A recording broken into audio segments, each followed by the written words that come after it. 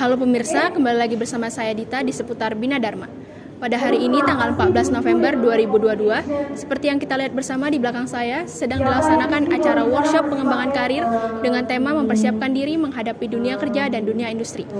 Acara ini dilaksanakan sampai tanggal 16 November 2022 dan dihadiri oleh Rektor Universitas Bina Dharma. Berikut liputannya. Harapannya adalah semoga anak-anak kami mahasiswa yang akan segera lulus dan diwisuda ini dibekali dengan tips-tips untuk bisa diterima di dunia industri dan dunia usaha.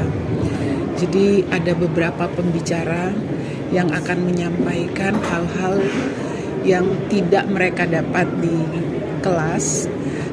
Dan tips-tips ini adalah tips-tips praktis yang insya Allah bisa digunakan baik mereka akan melanjutkan untuk mencari pekerjaan atau mau menjadi wirausahawan.